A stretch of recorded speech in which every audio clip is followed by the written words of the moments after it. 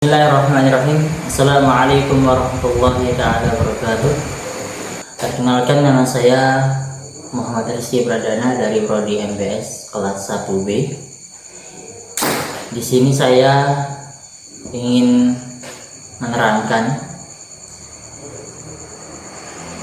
dari ilmu filsafat itu memiliki banyak sekali cabang-cabangnya, dan saya ingin mendalami satu cabang filsafat, yaitu tentang aksiologi. Aksiologi itu dibagi menjadi dua makna atau dua artinya menjadi dua, aksios dan logos. Aksios itu sendiri berarti nilai, logos itu berarti teori. Kemudian aksiologi itu juga memiliki arti.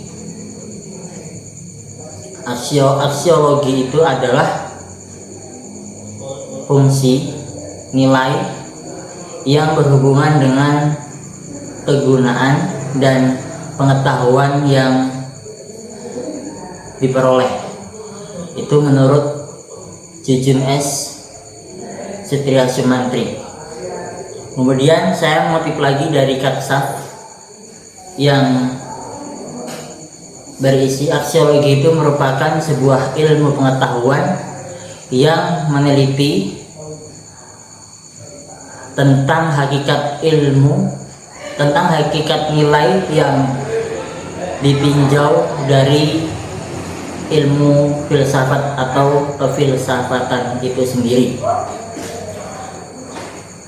Ilmu juga memiliki dua potensi, yaitu yang pertama adalah jika ilmu tersebut berpotensi menghasilkan suatu hal kebaikan, maka dari sebuah kebaikan itu akan mendatangkan manfaat.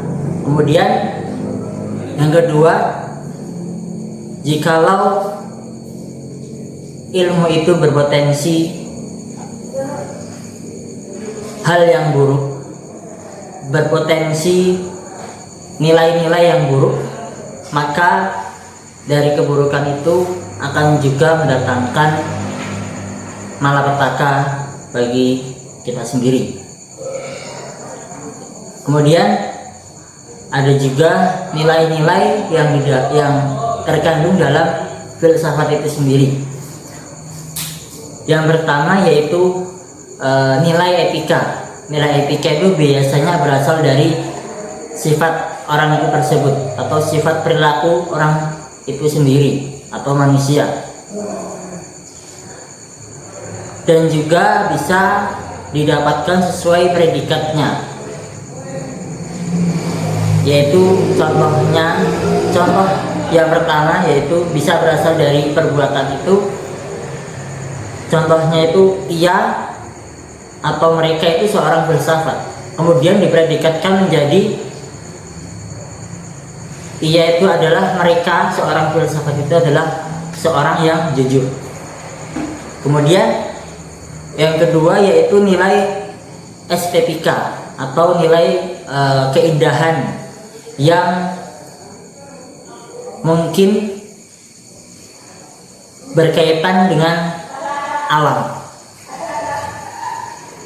Kemudian nilai itu sendiri adalah sifat-sifat hal yang paling berguna bagi manusia dan sesuatu yang menjiwai tindakan maupun perilaku seseorang. Kemudian etika adalah ilmu tentang apa yang baik dan apa yang buruk. Itu sering juga disebut akhlak atau perilaku manusia itu sendiri. Kemudian moral itu adalah suatu ajaran yang baik atau ajaran yang buruk yang diterima oleh kita secara universal atau secara umum. Kemudian norma itu adalah pedoman atau ukuran kriteria perbuatan sikap manusia. Dan yang terakhir adalah norma moral. norma moral itu bersumber dari hati nurani. Jika ia menentukan hal buruk, itu juga berbuat buruk. Demikian juga dengan berbuat kebaikan, maka dia juga akan menjadi baik. Ada juga etika dan etiket. Etika itu adalah sifatnya itu universal. Kemudian etiket itu seperti sopan santun. Contohnya yaitu etika itu contohnya masyarakat di Jawa itu lebih mementingkan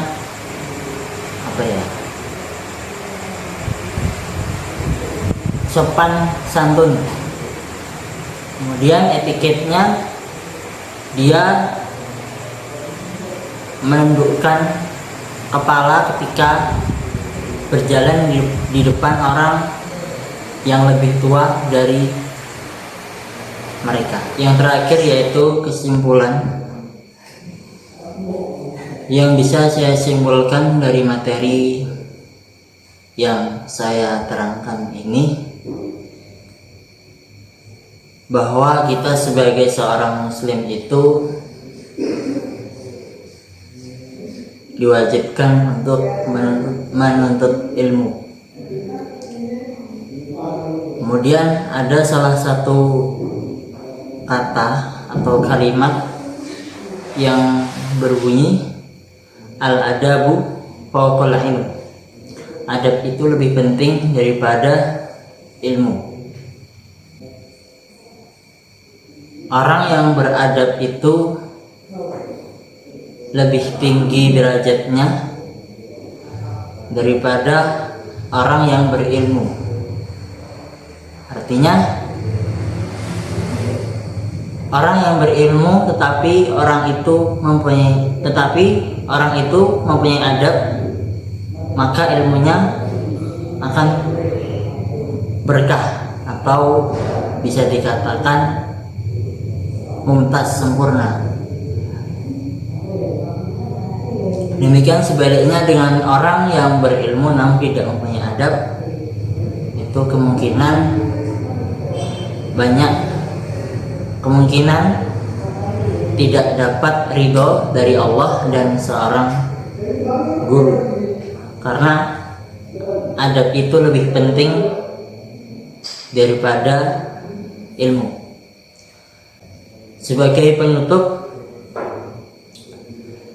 saya ingin mengutip perkataan dari Quraish Shihab tentang agama dan ilmu pengetahuan. Agama tidak membatasi seorang untuk mengembangkan ilmu, namun agama menjadi tuntunan atau landasan moral agar ilmu yang dikembangkan membawa kemaslahatan bagi manusia dan memanusiakan manusia. Mungkin ini saja yang bisa saya sampaikan. Kurang dan lebihnya saya mohon maaf. Billahi taufiq wal hidayah wa ridha wal inayah wal jihadu fi sabilillah haqqal jihadi. Wassalamualaikum warahmatullahi taala wabarakatuh.